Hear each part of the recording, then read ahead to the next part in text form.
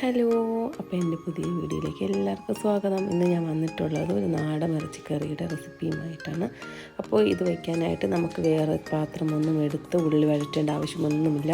ഇതെല്ലാം ഒറ്റ കുക്കറിലായിട്ട് നമ്മൾ തന്നെയാണ് പെട്ടെന്ന് ചെയ്തെടുക്കുന്നതാണ്. ഒരു അത്യാവശ്യത്തിൽ നമ്മൾ പെട്ടെന്ന് എങ്ങനെ വയ്ക്കാമോ അതുപോലെയാണ് ചെയ്യുന്നത്. അതിനൊരു കുക്കറിൽ എണ്ണ ഒഴിച്ച് കടുകും കരിവേപ്പില ഇട്ടതിന് ശേഷം അതിലേക്ക് ഒരു 3 മീഡിയം സൈസ് സവാള ഇട്ട് കൊടുത്ത് ഒന്ന് ഇളക്കി ഉപ്പും കൂടെ ഇട്ടതിന് ശേഷം ഒന്ന് വഴറ്റി ചെറുതായിട്ടൊന്ന് എടുക്കുക.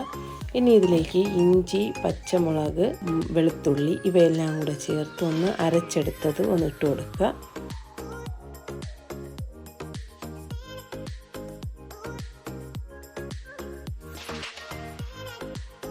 ഇനി ഇതിലേക്ക് 2 ടേബിൾ സ്പൂൺ മല്ലിപ്പൊടിയും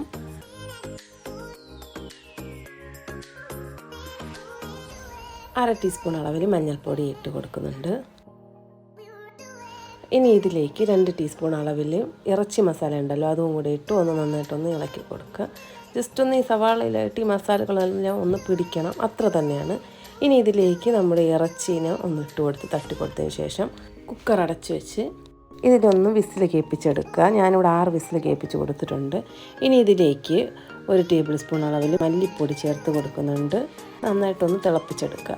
ഇപ്പോൾ നമ്മുടെ ചിക്കൻ കറി ഇവിടെ റെഡി ആയിട്ടുണ്ട്. അപ്പോൾ എല്ലാവർക്കും ഈ ഒരു ഈസി റെസിപ്പി ഇഷ്ടമായെന്ന് വിശ്വസിക്കുന്നു. ഇഷ്ടമായെങ്കിൽ എൻ്റെ ചാനലൊന്ന് സബ്സ്ക്രൈബ് ചെയ്യാനും ഷെയർ ചെയ്യാനും മറക്കരുത്. അപ്പോൾ അടുത്ത വീഡിയോയുമായിട്ട് നമുക്ക് വീണ്ടും കാണാം. അതുവരേക്കും ബൈ ബൈ.